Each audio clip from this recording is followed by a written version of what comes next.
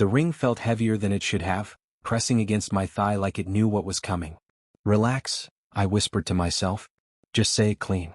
Don't rush. You're talking to yourself again, Mark said, leaning beside me near the bar. That's never a good sign.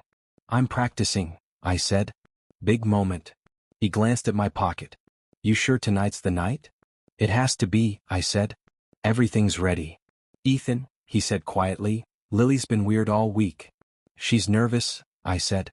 Anyone would be. Mark didn't argue, which should have scared me more than if he had. Across the room, Lily laughed with Sarah. Her smile looked perfect, but it didn't reach her eyes. I watched her turn her phone face down when I looked over. You okay? I asked when I finally walked up to her. Yeah, she said too fast. Why? You've barely talked to me. I've been busy, she said. Guess, family, you know. I nodded. After this, everything slows down. Just us. She hesitated. Right? That pause stuck to my ribs. Sarah cleared her throat. Oh, by the way, did you hear Ryan moved back? My stomach tightened. Ryan. Yeah, Sarah said casually. A few weeks ago. Lily didn't look at me. It's not a big deal. Of course not, I said, forcing a smile. Ancient history. Mark caught my eye from across the room and shook his head once. I slipped away to the hallway and pulled the ring box out, opening it just to make sure it was still real. Tonight, I whispered. Just say it. Say what? Mark asked, stepping beside me. You think she'll say yes? He sighed. I think you love her more than she loves you. That's how love works, I said. Someone always loves harder. That's not always true, he said. I closed the box and shoved it back into my pocket. I'm doing this. Mark lowered his voice. If she hesitates. I won't notice, I said. Because I trust her. He stared at me for a long second. Then I hope you're right. The music softened. People gathered closer. My heart pounded so loud I wondered if anyone else could hear it. I tapped my glass. Hey, everyone. Can I have a second? Lily's smile froze when she saw me reach into my pocket. Ethan, she whispered, now? I dropped to one knee before doubt could catch up. I practiced this 100 times, I said, my voice shaking anyway. Lily, you've been my home for 3 years. I don't want another version of my life without you in it. She stepped back half an inch. I love you, I said. Will you marry me? The room held its breath. Before she could speak, a voice cut through the silence. Lily. I knew that voice without turning. Ryan stood near the entrance, hands in his pockets, smiling like he belonged there. What are you doing here? Lily asked, breathless. I came for you, he said. You said you needed time. I couldn't wait anymore. People murmured. I stayed on one knee, frozen. Lily, I said softly, what's happening? She looked at me, then at him. Her eyes filled, not with fear, but relief. I can't do this, she said. My ears rang. Do what? She reached for the ring and slid it off my finger. I'm sorry, she said. I never stopped loving him. Someone gasped. Someone laughed nervously. Ryan held out his hand. She took it. I stood slowly, my pocket suddenly empty, my future gone quiet. I hope you're happy, I said, though my voice felt borrowed. Lily didn't answer. As they walked away together, Mark's hand landed on my shoulder. I warned you, he whispered. I watched the door close and thought, stupidly, that love was supposed to hurt less than this. My knee was still on the floor when the silence broke. Lily, Ryan said again, louder this time. Look at me. I felt every eye turn away from me and toward him. Ryan, Lily whispered. This isn't. I know exactly what this is, he said. It's you settling because you're scared to choose what you really want. I stood up slowly. You don't get to speak for her. Ryan smiled at me like I was a misunderstanding. I'm not talking to you. Say something, I whispered to Lily. Please. Her hands were shaking. I didn't think you'd show up. I had to, he said. You said you still loved me. The room felt smaller. Lily, I said, tell him he's wrong. She looked at the ring on my finger, then at his face. I didn't plan this, she said. But I can't lie anymore. My chest burned. Lie about what? She swallowed. I still love him. Someone behind me sucked in a sharp breath. That's not fair, I said. You said you moved on. I tried, she said. I really tried. Ryan stepped closer. You don't have to pretend anymore. I laughed once, short and broken. So that's it? You let me stand here like this? Ethan, she said, reaching for me. Don't, I snapped. Just don't. She pulled her hand back and looked down. I'm sorry. I stared at her face, searching for the woman who promised me forever. Was any of it real? Yes, she said quickly. But it wasn't enough. Ryan held out his hand. Come on. The whisper started. I heard my name, then laughter that might have been in my head but felt real anyway. Say no, I said softly. Just say no and we leave. She reached for my hand instead. For one stupid second, hope flared. Then she slid the ring off my finger. Metal scraped against skin. The sound felt louder than the music. I can't marry you, she said. Not when my heart's somewhere else. The ring rested in her palm like evidence. Ryan exhaled like he'd won. You're doing the right thing. I wanted to scream. Instead, I nodded slowly. So this was always waiting to happen. She didn't deny it. Mark pushed through the crowd. Lily, you don't have to do this here. I do, she said. I can't pretend anymore. I looked around at faces I recognized and faces I didn't. Some stared. Some looked away. No one said a word. I built my life around you, I said. Did that mean nothing? She flinched. It meant something. Just not everything. Ryan slipped an arm around her shoulders. Let's go. I stepped aside because I didn't know what else to do. As they walked past me, someone clapped once, awkward and unsure, then stopped. The silence that followed was worse. I stood there, my hands empty, my pocket burning like it was mocking me. Ethan, Lily said, turning back. I hope one day you understand. I nodded because screaming wouldn't bring my dignity back. I hope you get what you came for. She hesitated. I never meant to hurt you. Ryan opened the door. We should go. She followed him without looking back. The door closed. No music started. No one moved. I laughed again, louder this time. Well, I said, my voice echoing too much, that was unexpected. No one responded. I imagined them whispering later, replaying my face, my voice, my stupid hope. Mark stood beside me. Say the word and I'll clear the room. I shook my head. Let them look. He hesitated. You don't deserve this. I know, I said. That's the problem. The ring felt heavier in her hand than it ever had in my pocket. I took a step forward, then stopped, unsure where I was even going. The room stayed silent. No applause. No comfort. Just me standing alone, applauded by nothing at all. The room emptied slowly, like people were afraid to leave me alone with myself. Ethan, Mark said, blocking my path. Look at me. I'm fine, I said. It's over. It just happened, he said. You don't get to be fine yet. I laughed under my breath. Watch me. Sarah stood near the door, pretending to scroll on her phone. When our eyes met, she looked away fast. You knew, I said. She froze. I didn't. You knew, I repeated. Her shoulders dropped. I thought she'd stop it. I thought she'd choose you. Mark's jaw tightened. Choose? You're saying this was disgust. Sarah didn't answer. She grabbed her coat and left. The words rang louder than the music ever had. Disgust. Planned. Considered. I walked outside without saying goodbye to anyone. Cold air hit my face, sharp and grounding. Mark followed. How long? I don't know, I said. Long enough. Say it, he said. Say you're angry. I'm tired, I said. Anger takes energy. We drove back to my place in silence. Inside, the decorations looked fake, like props from a bad play. Balloons sagged. Streamers hung crooked. Mark picked up an unopened gift. What do you want to do with these? Leave them, I said. They didn't do anything wrong. He watched me sit on the couch. You're scaring me. I don't feel anything, I said. That's worse. He crouched in front of me. She doesn't get to break you. She already did, I said. She just didn't stay to see it. Mark stood. I'll stay tonight. No, I said. I need quiet. He hesitated, then nodded. Call me if it gets loud in your head. After he left, the apartment felt too big. I pulled down decorations one by one.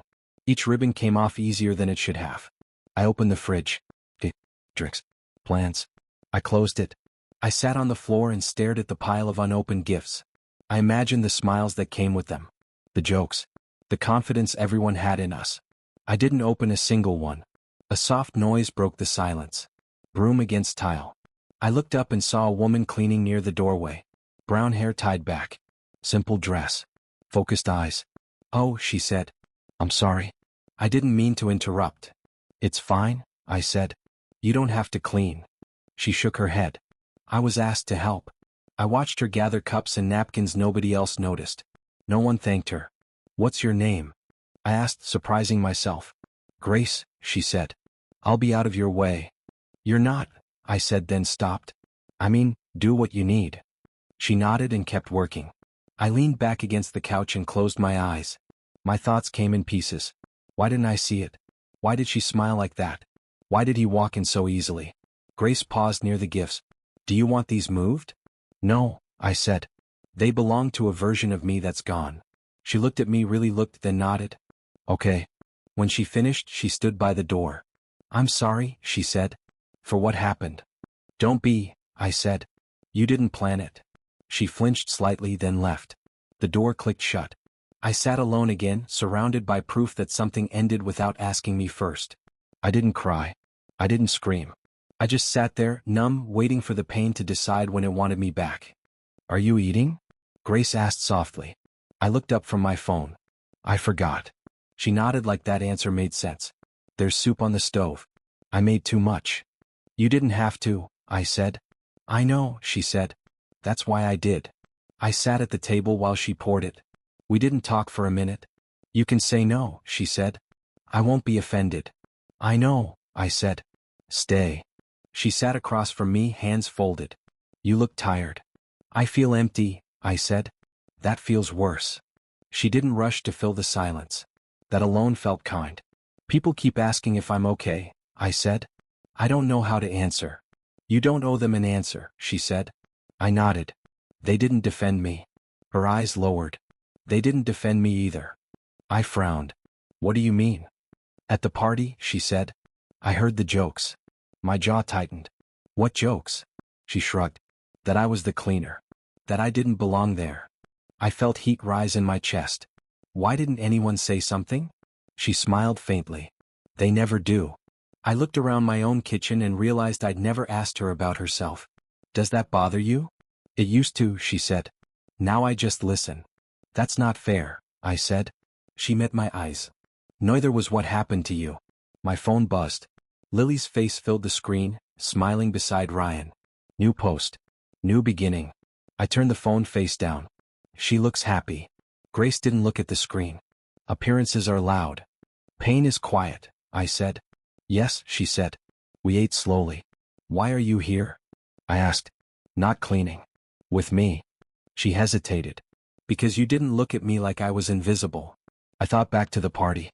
To everyone else walking past her. "I barely noticed," I said. She smiled. "That was still more than most." The words hit harder than they should have. Later we sat on the couch. Not close. Not far. "You loved her," Grace said. "I still do," I said. "Or I love the version I thought she was." Grace nodded. "That's harder to let go." "I thought love meant proving yourself," I said. "Staying no matter what." She tilted her head. "Maybe love is choosing someone who stays too." I laughed softly. "That sounds simple." "It isn't," she said. "It's just honest." There was a knock at the door. Mark peeked in. "Hey. Just checking." "I'm okay," I said. He looked at Grace, then back at me. "Good. Call me later." After he left, I said, "They don't really see you." Grace shrugged. "They see what they expect." "I don't want to do that," I said. She looked surprised. "You don't have to decide anything." "I know," I said. "I just don't want to be blind anymore." She stood. "I should go." "Thank you," I said. "For listening." She paused. "You listened too." After she left, I opened Lily's post again. Comments poured in. Hearts. Congratulations. I closed the app. For the first time since the ring left my finger, I didn't feel like chasing someone who already chose to leave. I sat in the quiet and wondered when love stopped being loud and started being real. My phone rang while I was staring at nothing. "Ethan," Lily said, like my name still belonged to her. "I just wanted you to hear it from me." "Hear what?" I asked. "That Ryan and I moved in together," she said. "It feels right. Like this is how it was always supposed to be." I leaned back in my chair. "I'm glad you're happy." She paused. "You don't sound upset." "I'm not arguing," I said. "That's new," she said. "I thought you'd want closure." "I have it," I said. She laughed lightly. "You always did struggle with letting go." "Not anymore," I said. Silence stretched. "Well," she said, I hope you find someone who understands you. I already did, I said, then ended the call. I set the phone down and waited for regret. None came. Later, Grace met me at a small coffee shop. She wrapped her hands around her cup like it was keeping her steady. You look calmer, she said. I stopped asking why, I said. She smiled. That helps. We talked for hours. About small things. About big silences. About the moments people don't see. You ever feel like you're easy to forget? She asked. Yes, I said. But not right now. Her eyes softened. We started meeting more. Late walks. Quiet dinners. Conversations that didn't need endings. One night I said, I don't want to be alone anymore. She didn't answer right away. Lonely and alone aren't the same. I know, I said. I've been both. She studied me. What are you asking? I took a breath. I'm asking if you'd marry me. Her cup froze halfway to her mouth. That's not a joke. I know, I said. I'm not offering romance. I'm offering honesty. She set the cup down slowly. Why me? Because you stay, I said. And you don't pretend. She shook her head. You're hurt. I'm healing, I said. This isn't revenge. She was quiet for a long time. What would this look like? She asked. Respect, I said. Support. No lies. She met my eyes. I won't be a rebound. You won't be, I said. You'll be a choice. She exhaled. People will talk. They already do, I said. She smiled faintly. I need one thing. Name it. No secrets, she said. Not even small ones. I can do that, I said. I'm tired of hiding. She reached across the table and held my hand. Then yes. The words settled between us, steady and real. On the walk home, my phone buzzed again. Lily's name flashed. I didn't answer. Grace noticed. You okay? I am, I said. For the first time in a while. She nodded. Good. I looked at her hand in mine and felt something unfamiliar. I wasn't winning. I wasn't proving anything. I wasn't waiting for karma.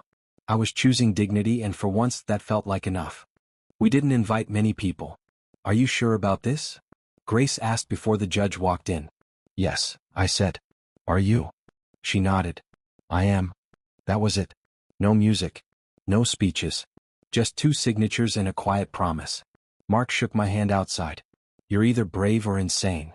Both, I said. Word spread fast. You actually married her? Someone texted. Another message followed. Why her? I didn't answer. Lily called Mark instead. He told me later. She laughed. She said you finally lost it, he said. Said congratulations like it was a joke. I shrugged. She doesn't get a vote. Grace noticed my silence that night. What happened? Nothing important, I said. She squeezed my hand. Then let it go. And I did. My days got quieter. My work picked up. Projects landed. Clients stayed. You seem focused, my manager said. I stopped trying to impress the wrong people, I said. Grace waited up for me. Listen. Asked questions. You did well today, she said once. I believed her. Then Ryan's name came up at lunch. Did you hear? A coworker said. His company's bleeding money. I raised an eyebrow. Really? Lost a major investor, he said. Lawsuit rumors too. I felt nothing. No thrill. No relief. That night my phone buzzed. Ethan? Lily's voice sounded smaller. I heard you got married. Yes, I said. That was fast, she said. Time moves differently when you stop waiting, I said. She laughed nervously. Are you happy? I'm steady, I said. That matters more. She hesitated. Ryan's under a lot of stress. I'm sorry to hear that, I said, and meant it. Silence. I didn't think you'd move on like this, she said. I didn't either, I said. Grace watched me from the couch. When I ended the call, she asked, Do you need space? No, I said. I need honesty. She smiled. Then talk. I don't miss her, I said. I miss who I thought I was with her. Grace nodded. That version of you doesn't need to come back. The next week, Ryan's company folded. People whispered again. This time not about me. Lily texted late one night. Can we talk? I stared at the screen. Grace touched my arm. You don't owe anyone your past. I put the phone face down. I don't want her approval anymore, I said. Grace leaned her head on my shoulder. Good. For the first time, karma didn't feel like revenge. It felt like balance. and I didn't have to lift a finger. The knock came just after sunset. "I'll get it," Grace said. "No," I said. "I will." When I opened the door, Lily stood there alone. No smile. No confidence. Just tired eyes. "Ethan," she said. "Can we talk?" I stepped aside. "You have 5 minutes." Grace stayed in the kitchen. I could hear the sink running. "I didn't think you'd look at me like that," Lily said. "Like what?" I asked. "Like I'm a stranger." "You made that choice," I said. She nodded. "Ryan left." I didn't react. "I'm sorry." She laughed bitterly. "You always say the right thing."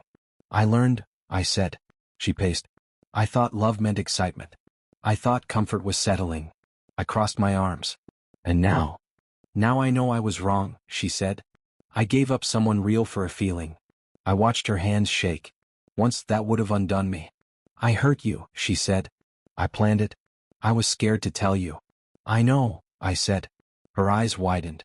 "You knew." "People talk," I said. "Silence says more." She swallowed. "Do you hate me?" "No," I said. "I outgrew you." The sink stopped. Footsteps moved. "Ethan," Grace said softly from the hallway. Lily turned. I didn't know she'd be here. "She lives here," I said. Grace stood there, eyes guarded. "I'll give you space." "Don't," I said. She froze. "What?" "Stay," I said. "You should hear this." Lily's voice cracked. "I didn't think you'd marry her." "That wasn't your decision," I said. "I thought you'd wait," she whispered. "Like you always did." "I stopped waiting," I said. She stepped closer. "We could try again." Grace turned away. "Grace," I said quickly. "Look at me." She did, uncertainty flashing across her face. "I choose you," I said. "Not because I was hurt. Because I'm sure." Lily gasped softly. "You don't mean that." "I do," I said. "I meant it when I said yes to her." Grace's shoulders eased. "Then say it again." "I choose you," I said louder. "Every day." Lily's eyes filled. "I ruined everything." "You made choices," I said. "So did I." She wiped her face. "Is there really nothing left?" I shook my head. "There's nothing I want back." Silence settled heavy and final. Grace stepped closer to me. Lily noticed the distance.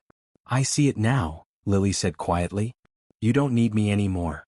"No," I said. "I needed myself." She nodded slowly.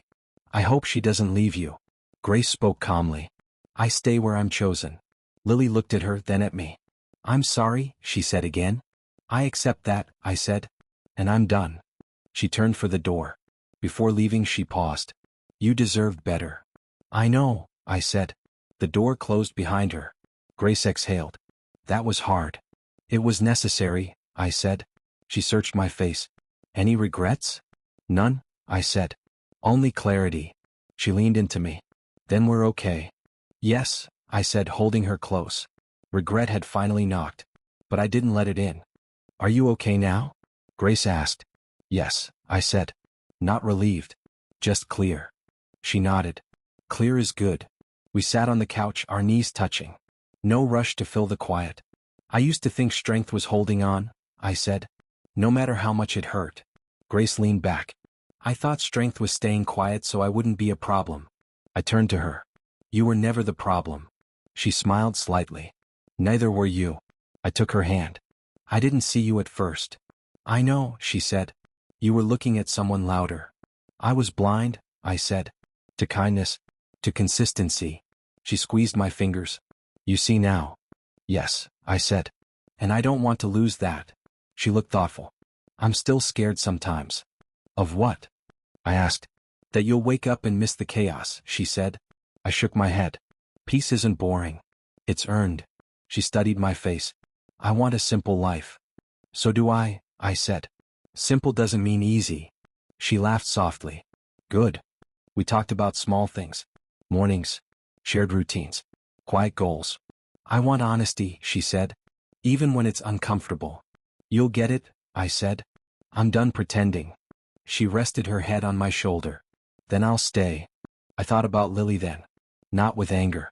Not with regret. "I don't hate her," I said. "I just don't need her lesson anymore." Grace nodded. "Growth doesn't require punishment." "Karma didn't take anything from her," I said. It gave me myself back. She smiled. That's better. I watched our hands together. Steady. Real. I used to chase love, I said. Now I choose it. Grace looked up at me. Every day. Every day, I said. Outside the world kept moving. Inside nothing needed to change. I held her hand and finally understood. I didn't lose a woman. I found one I hadn't seen before.